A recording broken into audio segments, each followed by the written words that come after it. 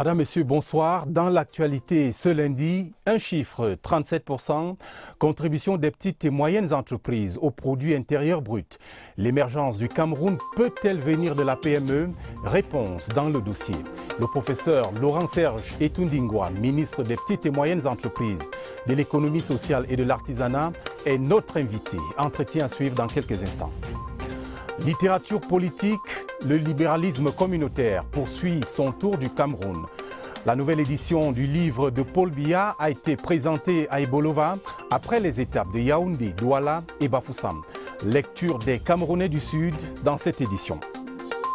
Qu'en 2019, Garoua, les travaux avancent, la rumeur recule.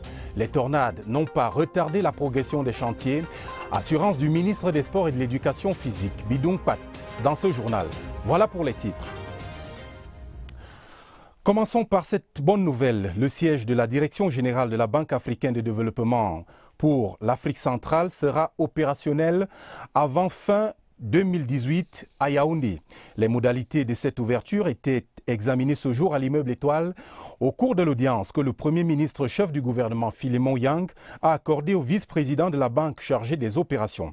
À en croire Khaled Chérif, le Cameroun récolte ainsi les fruits de la confiance dont il jouit auprès de la principale institution financière africaine. Jean-Pierre Nzana. Mai 2018 à Abidjan en Côte d'Ivoire, la Banque africaine de développement tient son conseil d'administration. Entre autres résolutions ayant sanctionné les assises, le choix porté sur le Cameroun pour abriter le siège de la Direction générale Afrique centrale de l'institution. Pas de temps à perdre, le dit siège doit ouvrir ses portes avant fin 2018 à Yaoundé. Au cours de cette audience, Monsieur le Premier ministre, il a été question pour la banque d'échanger avec les autorités sur les modalités d'implantation de cette direction générale qui, du reste, va se traduire au transfert d'une centaine de personnels de la Banque africaine ici à Yaoundé. Des informations puisées à bonne source font état de la mise à disposition par le gouvernement d'un site de 4000 m² au centre-ville. En attendant, un site provisoire, soit un immeuble de 5 niveaux, est déjà disponible pour le début effectif des activités. Le choix du Cameroun devait alors expliquer Khaled Chérif à la presse, traduit toute la confiance dont jouit le pays auprès de son institution.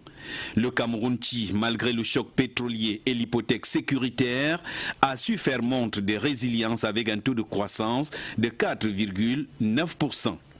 Avec un portefeuille qui pèse plus de 875 milliards de francs CFA, la banque entend continuer son accompagnement du Cameroun sur la voie de l'émergence à l'horizon 2035, suffisant pour rendre optimiste le ministre camerounais de l'économie. Les objectifs de transformation industrielle qui vont donc donner lieu à des créations d'emplois localement, d'amélioration de la valeur ajoutée, sont des actions que notre pays va réaliser avec le soutien de la Banque africaine de développement pour son émergence telle que nous l'avons rappelé tantôt. Et nous sommes donc confiants. Autre point de discussion à l'immeuble Étoile, les déclencheurs restants en vue du déblocage par la banque de l'appui budgétaire de l'exercice 2018.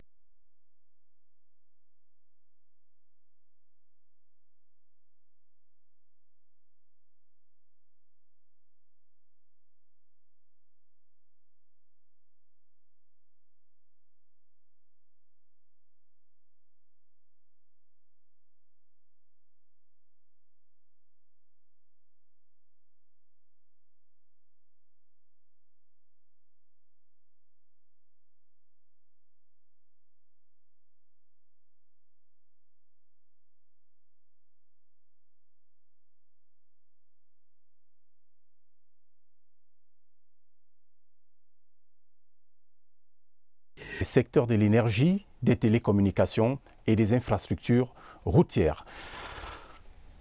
Coup de projecteur sur la petite et moyenne entreprise, mais aussi sur l'artisanat.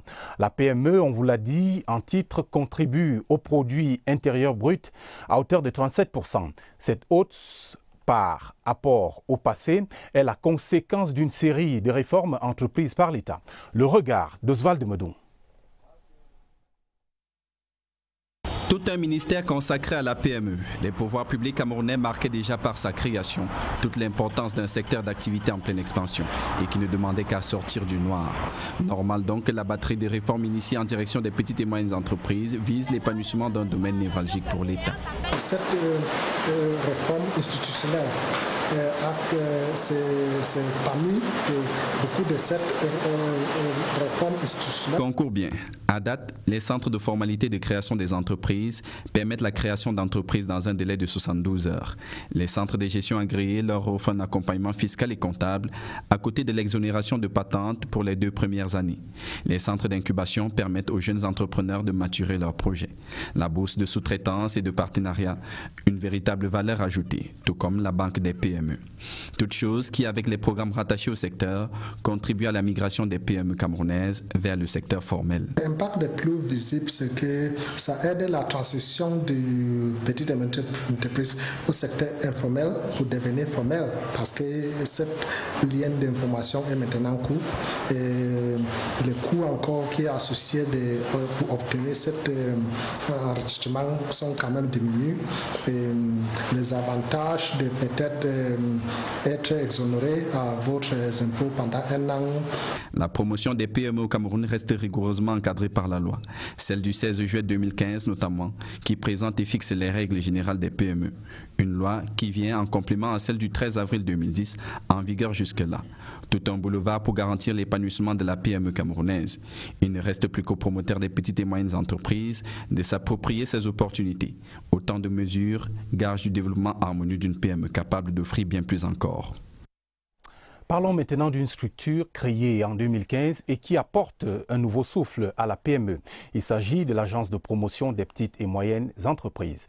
Son impact et quelques innovations depuis 3 ans, c'est dans ce point d'Elvire Ninangalim.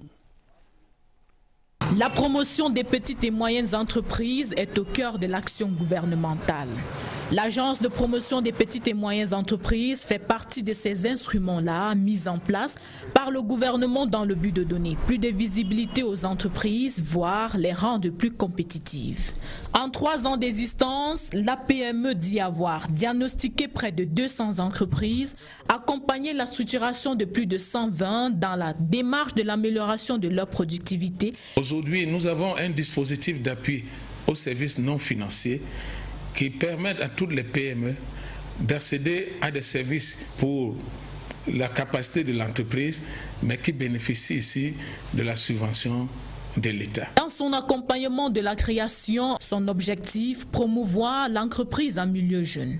Le management de l'APME présente 2000 jeunes formés, un accompagnement de près de 500 jeunes dans le renforcement de leurs compétences entrepreneuriales. Alors, une démarche est en cours avec les banques pour aboutir aux signatures de conventions. Nous avons un guichet unique aux incitations à l'investissement. Nous avons signé des conventions avec 26 entreprises qui vont investir près de 39 milliards 800 millions et créer plus de 4000 emplois. L'Agence de petites et moyennes entreprises ne compte pas dormir sur ses lauriers. Le programme de modernisation d'entreprises, la valorisation et la transformation des produits agricoles est en marche. Et dans l'univers des artisans au Cameroun, une curiosité, en plus de leurs œuvres, le lieu où sont exposés désormais les villages artisanaux qui sont un projet du gouvernement couvrant les 10 régions du Cameroun. Regardez comment se présente le village artisanal de Maroua dans ce reportage d'Aladi Mustafa. Situé à l'entrée sud de la ville de Maroua, au lieu dit Carrefour Para, le village artisanal régional de Maroua est un lieu d'encadrement collectif des activités de production, d'exposition et de commercialisation réservé aux artisans. Il est opérationnel depuis avril 2016. Ce village artisanal est vraiment utile parce que ici les choses sont vraiment moins chères. Un véritable cadeau du chef de l'État, son Excellence Paul Biya, qui honore les artisans de l'extrême nord. Je remercie Monsieur le Président Paul Biya de nous donner cet artisanat parce que ça me permet de travailler beaucoup jusqu'à la maison. Ouvert de lundi à samedi de 9h à 17h30, le village artisanal régional de Maroua accueille plusieurs visiteurs par jour.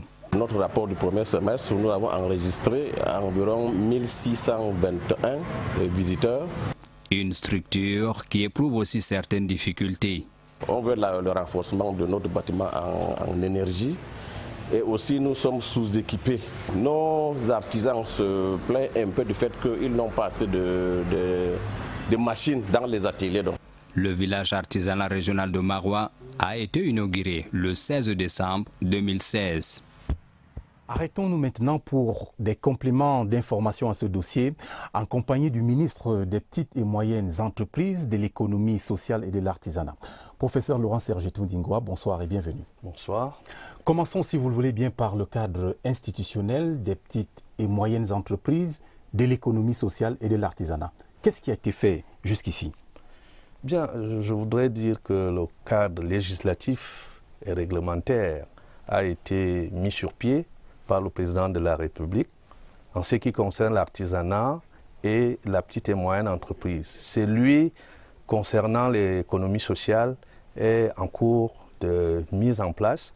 Et ce cadre-là a permis également à la mise en place d'un certain nombre de programmes, des programmes d'infrastructure, on en a signalé tout à l'heure, les programmes qui mettent en place également des événements promotionnels et des programmes qui ont mis en place des structures d'accompagnement dont pratiquement toutes sont aujourd'hui fonctionnelles et les résultats auxquels nous sommes en train d'arriver sont très encourageants.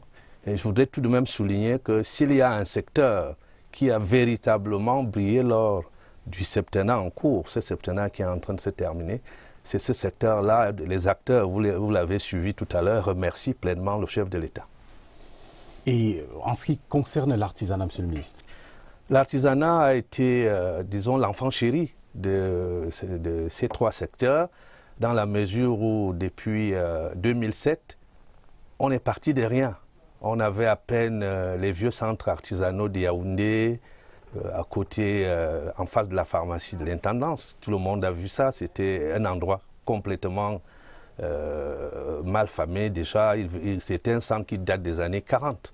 C'est normal qu'il ait été comme ça. On pouvait en trouver un à Maroua également et des embryons de vitrines artisanales à Garoua, à Douala, etc. Alors, le chef de l'État a décidé de donner aux artisans des endroits où on pouvait les trouver. Il était conscient de leur génie, un génie qui perdure depuis des siècles, la fois comme il est là, c'est des années 20. Donc, je voudrais ici reconnaître tous les efforts qui ont été faits pour que les villages artisanaux soient construits pratiquement en 4-5 ans. On a couvert le pays. Sur les 10 villages projetés, je peux dire aujourd'hui que 9 sont entièrement achevés. Et il y a un qui est encore en cours de construction parce qu'il y a eu quelques problèmes d'investissement dessus. C'est le village artisanal de Bafoussam. Et ces villages aujourd'hui permettent aux artisans, comme vous l'avez suivi vous-même, de se retrouver, de voir leurs meilleurs objets sélectionnés et exposés. Ils peuvent vendre. En dehors de cela, le Centre international de l'artisanat de Yaoundé, qui est un fleuron auquel s'ajouteront les villages artisanaux spéciaux de Fumban et de Mbalmayo, le chef de l'État a pris cette mesure lui-même. Quand il a été au courant du problème des villages, il a demandé qu'on récompense spécialement l'artisanat Bamoun qui est séculaire, l'artisanat d'Union et Sceaux, parce que n'oubliez pas que quand le chef de l'État est tout jeune partait de son sud natal, il passait par Mbalmayo.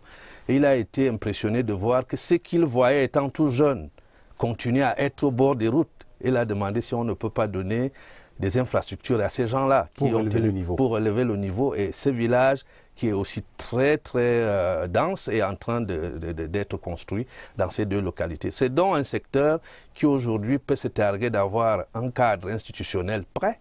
Professeur Ndingwa, oui? Dites-moi, et je vous appelle professeur à dessein parce que nous parlons de formation et d'encadrement de tous ces acteurs, qu'il s'agisse de la PME ou des acteurs de l'artisanat. Leur formation et leur encadrement garantissent-elles la compétitivité de notre environnement en la matière? Je voudrais, en ce qui concerne spécialement les artisans, les PME dans leur encadrement, tout ayant déjà été dit, au niveau de ce qui se passe à l'agence, ce qui se passe avec la bourse de sous-traitance, ce qui se passe dans les centres de gestion agréés, ce qui se passe avec les projets. Mais est-ce que c'est efficace? C'est efficace. J'ai suivi les acteurs eux-mêmes reconnaître. Je vais vous prendre un exemple. Si vous allez aujourd'hui dans la plupart des régions du Cameroun, vous parlez du projet Kaizen, vous allez voir que les entrepreneurs vous disent « Nous aimons ce projet, nous voulons qu'on nous organise de plus en plus de formations ». Cela veut dire qu'aujourd'hui, à travers le projet Kaizen, que nous remercions la coopération japonaise, et à travers le projet Empruntek, nous remercions les Nations Unies à travers la CNUSED, les entrepreneurs camerounais sont formés. Ce n'est pas suffisant parce qu'ils sont trop nombreux et il faudrait qu'on continue. En ce qui concerne l'artisanat, je voudrais dire ici que nous avons dans nos universités des experts en matière d'art et culture qui les encadrent, et les villages artisanaux sont donc des lieux où les séminaires d'encadrement de ces artisans sont organisés. Aujourd'hui, nous comptons près de 47 000 artisans inscrits dans nos 10 régions, les registres étant logés dans les municipalités de ces régions-là. On va volontairement s'inscrire pour que l'on soit reconnu et pour qu'on puisse avoir accès à une formation. Tous ces projets, Monsieur le ministre, ont besoin de financement. Ces financements existent-ils? Où les trouver et quelles sont les conditionnalités d'accès au financement? Je voudrais dire qu'en ce qui concerne les financements, il faut d'abord dire un grand merci au président de la République. Et pour quelles raisons? En dehors du budget d'investissement public qui est généralement voté pour ces activités, chaque année, le chef de l'État donne une enveloppe supplémentaire à notre ministère pour permettre aux structures mises en place de pouvoir fonctionner de manière optimale. Ça a toujours été comme ça. Et je voudrais ici dire également que la coopération internationale nous aide, je l'ai dit tout à l'heure, avec des projets qui sont là. C'est vrai que nous avons des fonds de contrepartie que nous payons, mais ce que ces projets payent est énorme. Avec l'OIF, nous avons un projet qui est en cours. Avec la JICA, nous avons un projet qui est en cours, c'est le projet Kaizen, dont la phase 1 est terminée. Et généralement, dans beaucoup de pays, la phase 2 ne suit pas. Chez nous, la phase 2 est signée. On doit repartir en janvier prochain. Nous avons le programme Empruntek qui est déjà à sa 3e année et les formations avancent. Je voudrais dire qu'au Cameroun, aujourd'hui, l'encadrement du secteur de la PME est véritablement un modèle. Et vous signalez que le Cameroun est l'un des rares pays à avoir eu une distinction internationale des Nations Unies et des États-Unis en même temps. Et le chef de l'État a décoré tous ceux qui ont participé à ces résultats-là. Au niveau de l'artisanat, la seule distinction qui a été donnée par le comité de développement pour la promotion de l'artisanat africain, un ensemble de 28 États africains, a été donné au Cameroun en 2014 à Niamey au Niger. Donc je voudrais dire que c'est un secteur qui marche bien. C'est en plein épanouissement. En plein épanouissement. C'est normal qu'on critique, hein, parce que je suis les émissions interactives, il y a des critiques, mais on ne peut pas faire l'économie des critiques, on avance. Monsieur le ministre, il y a également cette zone de libre-échange dont le Cameroun vient de signer les accords avec 43 autres pays du continent. Est-ce que c'est une source d'opportunité pour nos PME? Bien, je comprends souvent les réticences des acteurs quand je les vois passer à la télé. Mais on est obligé de passer par là. Je vais prendre un exemple tout à fait simple. Le Cameroun a adhéré au système AGOA, qui a été promu depuis les années 2000 par les États-Unis. Lorsque nous avons adhéré à ce système, beaucoup de produits camerounais, que ce soit de l'agriculture ou de l'artisanat, ont été sélectionnés pour être des produits phares à l'AGOA. Mais les conditions d'entrée de ces produits aux États-Unis sont très, très rigoureuses. Et au jour d'aujourd'hui, nous nous sortons mieux si nous pouvons vendre nos produits au Nigeria voisin, qui a près de 150 millions de consommateurs. Le ministre du Commerce l'a répété, que si nous pouvons vendre à la CEMAC et à la CEAC, on a près de 15 millions, 20 millions de consommateurs. Et il est évident qu'aujourd'hui, les dynamiques sous-régionales en cours doivent désormais être questionnées pour que nous puissions avoir la capacité de vendre nos produits aux pays africains, à nos pays voisins, avec moins de conditions, parce que nous sommes quand même dans le même environnement socio-économique. En parlant de dynamique, et je vais peut-être terminer par là, on sait que les dragons d'Asie et les BRICS se sont développés grâce, pour une large part, à la contribution des PME. Est-ce qu'on peut rêver d'un tel scénario au Cameroun et à quelle échéance? Nous n'avons pas de choix. Si 96%, 95%, 96% des entreprises au Cameroun sont les PME, il n'y aura jamais d'émergence si nous n'avons pas de PME compétitives. Et nous sommes heureux, même si on nous le reproche souvent, vous avez mis trop de systèmes d'encadrement en place. Pour quels résultats? Les résultats ils vont venir. Nous sommes obligés d'encadrer ce secteur-là pour que nous devenions un pays émergent, grâce également aussi à nos PME. Merci, professeur Laurent-Serge Tundingwa, d'être venu en direct apporter tous ces éclairages aux Camerounais. C'est moi qui vous remercie. Je remercie la CRTV parce qu'elle permet aujourd'hui aux Camerounais de voir les bienfaits d'un ministère qui a été créé en 2004 par le chef de l'État et dont beaucoup de Camerounais ne connaissaient pas la portée des actions. Merci. Et c'était Regard sur le Cameroun. Dans la suite du journal, direction Kribi, la cité balnéaire, au lieu de la beauté des vagues, voulais-je dire, qui fait la fascination de cette ville, parlons plutôt d'une autre attraction, l'agriculture. Parmi les jeunes seigneurs de la terre, Alain Ekambi, trentenaire et diplômé de l'école régionale d'agriculture de Bambili, le cacao est sa passion. Vous allez le voir dans ce portrait de Laurence Okalia. 2 ans, je suis sorti technicien supérieur d'agriculture. Cet institut public a semé en lui une formation de qualité.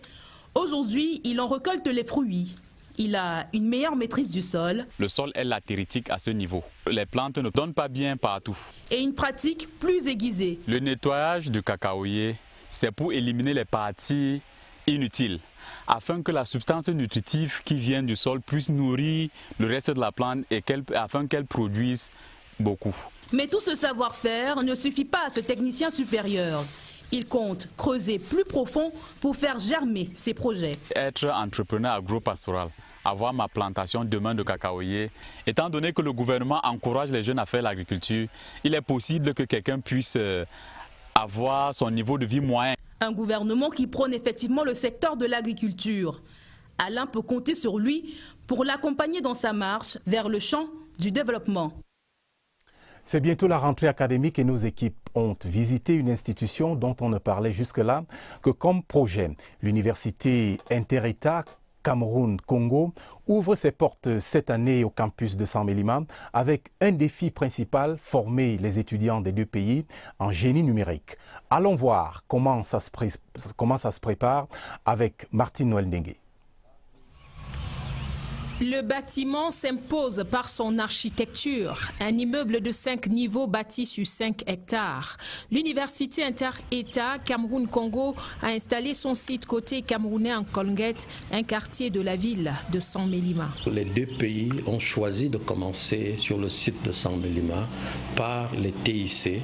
Ce qui va donc commencer, c'est un des établissements de cette université, l'école supérieure internationale des génies numériques de Saint-Mélima. Cette université de technologie se veut un pôle d'excellence avec à la clé des ingénieurs Bac+5 sélectionnés parmi les meilleurs élèves de l'enseignement secondaire au Cameroun, au Congo et dans la sous-région. Probablement, ce sera la première grande école scientifique au Cameroun qui ouvrira largement ses portes à toutes les séries de l'enseignement secondaire. Pour encadrer ces futurs génies du numérique, des formateurs qualifiés, mais surtout à leur disposition des infrastructures avec toutes les commodités et les facilités pour les personnes à mobilité réduite.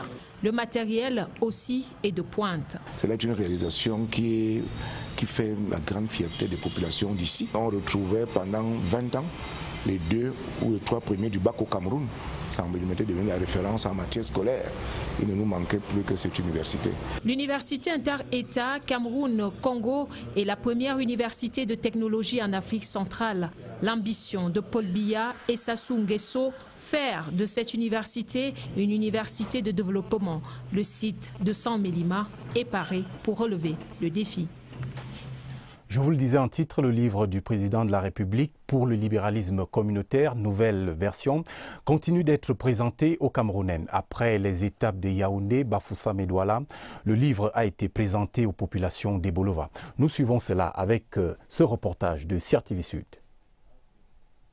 Ils sont venus des 4 départements de la région du Sud pour découvrir la version actualisée de Pour le libéralisme communautaire. Et pour disséquer le contenu de cette nouvelle édition, le ministre des Arts et de la Culture, Narcisse Mouele-Kombi, a fait appel à des leaders d'opinion, membres du gouvernement, universitaires et même des chefs traditionnels. À partir d'une démarche arithmétique, le professeur Jacques Famdongo tente de démontrer que Paul Biya est un homme de parole et d'action. J'ai pu démontrer que c'est le chiffre 4 qui structure, n'est-ce pas, le fonctionnement potentiel du président Paul Biya. De par le nomastique, de par la sémiotique, le président Paul Biya a un destin unique. Unique, je ne dis pas exceptionnel, mais unique. La classe politique du Sud était bien attendue. Un destin unique, unique, je ne dis pas exceptionnel, mais unique. La classe politique du Sud était bien attentive aux explications. Par ces temps d'élection présidentielle, Pour le libéralisme communautaire servira de boussole aux députés, sénateurs, présidents de section et autres responsables locaux du RDPC pour battre le rappel des troupes.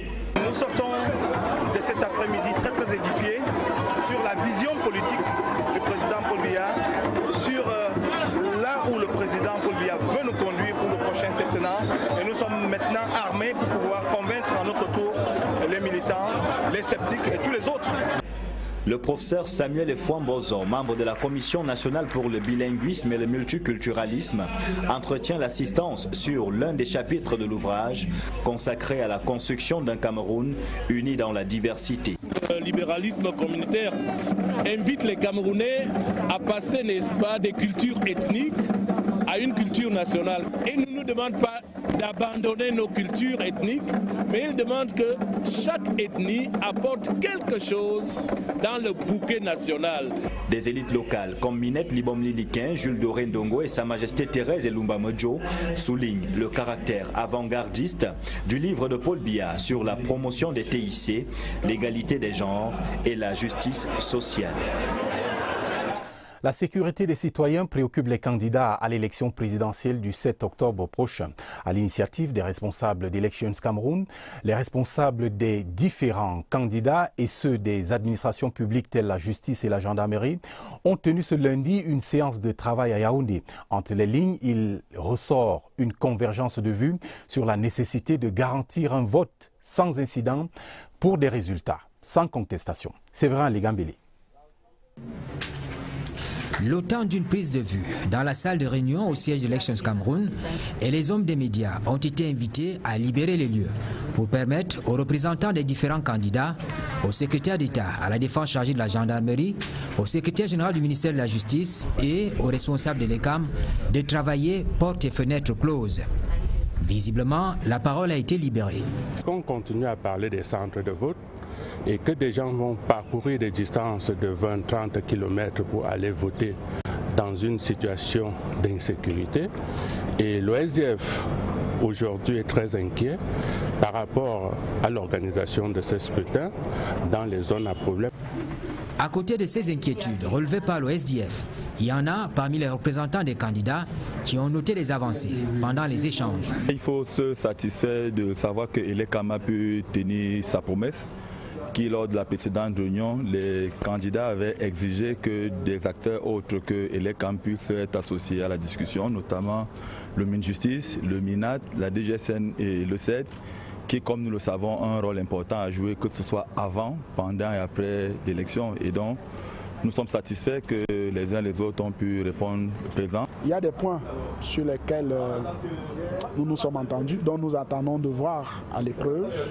Et il y a d'autres qui sont restés pour ce qui est notamment des questions sécuritaires qui ont été présentées par le secrétaire d'État à la défense chargé de la gendarmerie.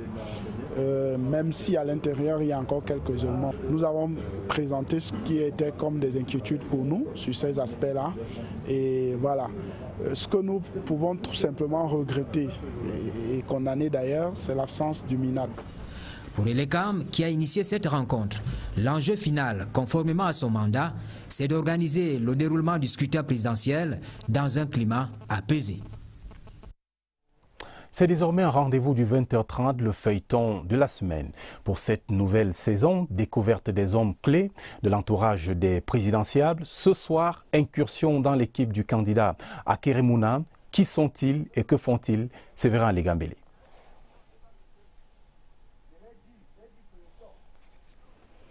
Séverin Legambele qui nous présente les candidats, les hommes de l'équipe du candidat Akeremouna. Si ce n'est pas possible, nous allons prendre cette présentation dans la suite de cette édition ou dans un autre journal. Mais pour l'instant, parlons de l'ambassadeur du Japon au Cameroun, Kunio Okamura, était l'hôte du ministre des Travaux, Emmanuel Nganou Djoumessi, cet après-midi à Yaoundé. Le diplomate japonais, arrivé en fin de séjour dans notre pays, a évoqué certains projets de coopération, notamment le bitumage de la route Batyenga-Lena. Je vous propose de suivre l'ambassadeur du Japon au sortir de l'audience dans cette réaction, recueillie par Étienne Pascal Azegue. Le plaisir de vous dire que nous avons deux projets importants en cœur. Deux projets sont la construction de routes.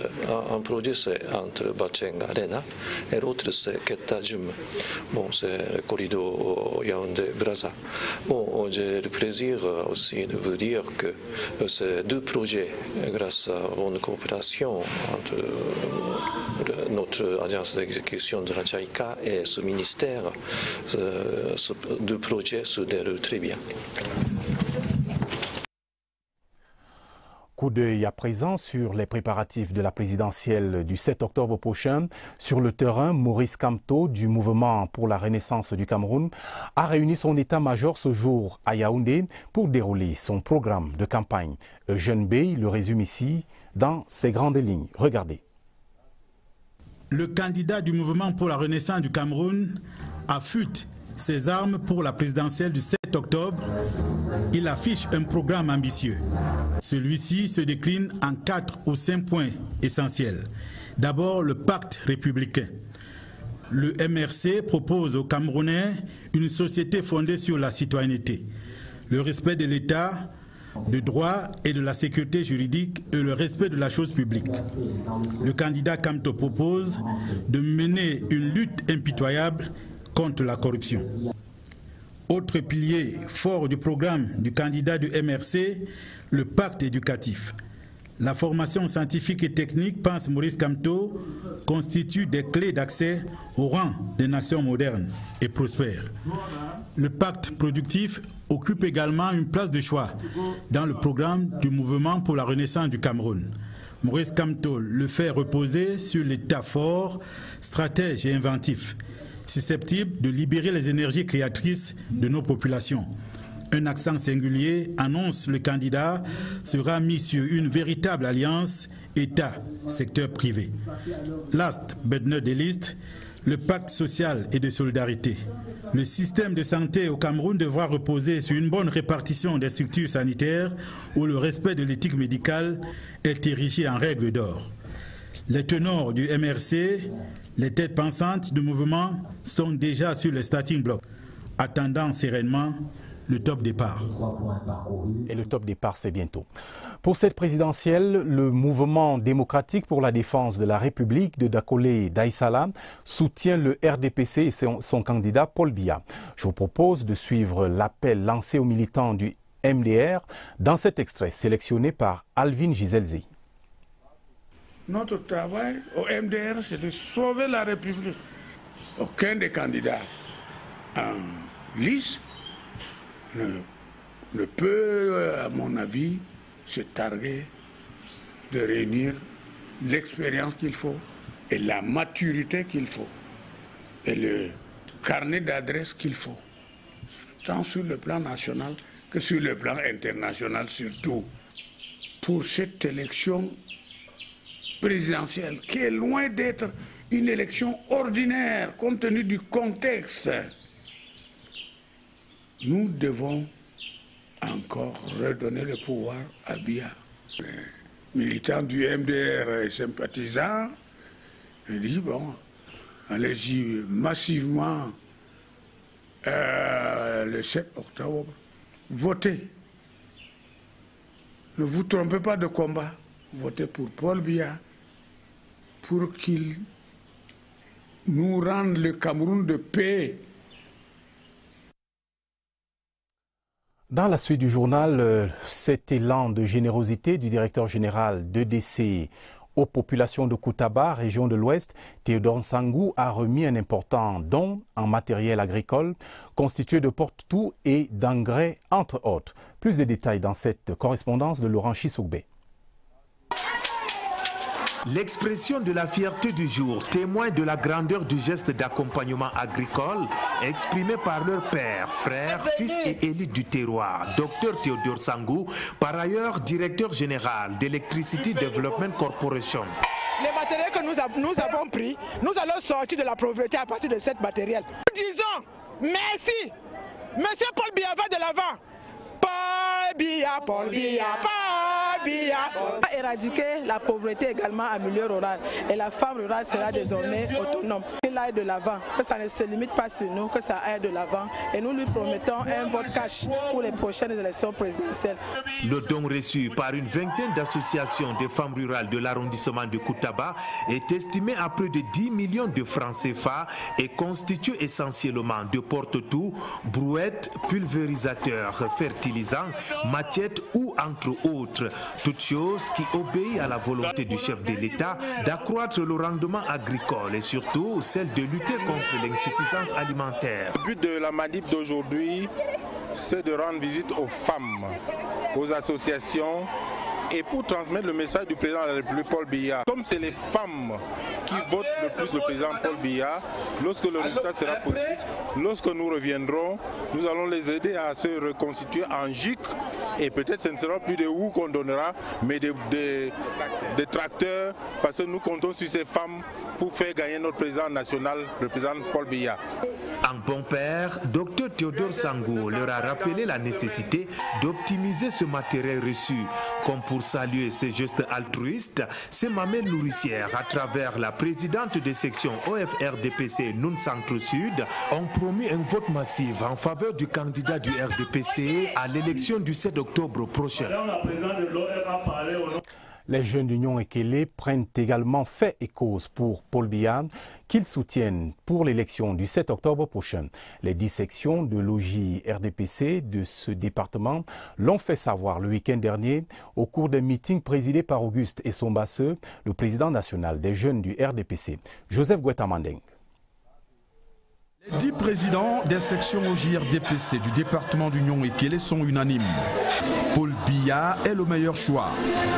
L'initiative d'organiser ce méga-meeting ce dimanche à Ezeka a une raison apparente. Nous avons observé que l'Union Ekele devient un champ d'expérimentation pour tous les candidats. Nous, jeunes du RDPC, dans l'Union Ekele, disons haut et fort que nous appartenons au RDPC et nous allons plébisciter la liste du RDPC dont son Excellence Paul Biya. Ils sont issus de tous les arrondissements d'Union Ekele et l'élite fait chorus avec tous ces jeunes militants et reste prête pour tout sacrifice. Cette jeunesse a besoin d'une élite forte pour pouvoir les organiser et les accompagner, les mettre en mission, aller expliquer aux autres jeunes des partis de l'opposition et aller leur expliquer le bien fondé pourquoi est-ce qu'il faut choisir le président Paul Biya. Au cours de ce méga-meeting, le Bureau national des jeunes du parti a passé un message. Il ne faut pas s'amuser à donner le Cameroun entre les mains inexpertes. C'est le message que dans son Excellence Paul Biya. Un grand moment de rencontre. Ici à Ezeka, l'UPC se rallie au RDPC pour plébisciter Paul Biya le 7 octobre prochain. Avec de jolis pas de danse également. Promotion de l'excellence académique, une trentaine de personnes primées par l'Institut PK FOCAM of Excellence. La 15e promotion est désormais nantie de compétences au terme d'une formation de 6 mois dans les domaines de la banque, l'assurance et l'audit, ainsi que le management. Tous les diplômés ont obtenu la mention très bien, soit une moyenne supérieure à 16 sur 20, comme l'exige l'école basée à Yaoundé. Christelle Boudjeka. C'est l'école de l'excellence. Et pour tenir ce pari, l'Institut Piquet Focam fixe la note de réussite à 16 sur 20. La promotion honorée compte 33 jeunes talents camerounais, ivoiriens, burkinabés, guinéens, congolais, dotés de compétences dans les modules audit et management, assurance, banque. C'est un succès aujourd'hui, mais c'est aussi de nouveaux défis qui viennent de se présenter à nous. J'ai appris beaucoup sur la banque, le blanchiment d'argent, la lutte contre le blanchiment d'argent, le Know Your Customer, qui consiste à bien connaître son client. Ces produits quittent l'école après 6 mois de formation, mais la Piquet Focam Institute of Excellence offre d'autres opportunités académiques. L'université a ouvert les portes en septembre 2008 avec 2 facultés. La faculté de sciences et technologies et la faculté de sciences économiques et management. Et ensuite, il y a eu la création de la Business School. Et il y a également le BEA, c'est-à-dire Business Excellence Academy. L'institution universitaire garantit un emploi décent à tous ses apprenants grâce aux accords signés avec des entreprises. Autre volet, le partenariat avec des universités aux États-Unis et en Chine, en plus de la diplomation du Cameroun. Nous avons ouvert récemment la faculté du génie mécanique que nous sommes en train d'équiper avec des machines qui vont nous permettre non seulement de fabriquer des pièces détachées, mais aussi de fabriquer des machines qui vont servir au décollage industriel de notre pays. Piquet Focam Institute of Excellence totalise 531 parchemins décernés sur la décennie 2008-2018. Le président du conseil d'administration, le Dr Paul Focam Kamonier, prescrit la positivité et la confiance en soi à tous ses étudiants. Place au sport à présent, les chantiers de la CAN 2019 à Garoua évoluent normalement. C'est le constat fait par le ministre des Sports et de l'Éducation physique, Bidong Pat. Il était en visite sur les lieux hier dimanche. Jean Foumargue de CRTV Nord. Au pas de course, le ministre des Sports et de l'Éducation physique a visité tour à tour le stade d'entraînement de Pumpumre, le complexe de Coton Sport, le stade d'entraînement de Reire, le Sénagès et le stade Omnisport de Rumde Adjia. Dans chacun de ces sites visités, c'est le même engouement qui se dégage et les travaux avancent normalement. Partout où il est passé, le ministre a eu des échanges avec les responsables en charge des travaux sur le niveau d'évolution de ce chantier. Au terme de la rencontre de restitution, les responsables des sociétés en charge de l'exécution des travaux rassurent que les recommandations fermes du ministre des Sports et de l'Éducation physique seront respectées et les chantiers livrés dans le délai avant même le jour dit. Les chantiers sont en avance. Nos différentes infrastructures seront livrées à temps. Nous n'avons jamais eu de doute au niveau des délais. Nous allons livrer nos stades à temps. Nous pensons que les Camerounais pourront être fiers de ce qui a été fait. En attendant la prochaine visite d'inspection de la CAF le 3 novembre prochain, les différents chantiers de la CAN dans le Nord prennent progressivement les couleurs des infrastructures prêtes pour l'événement. Voilà qui est bien clair.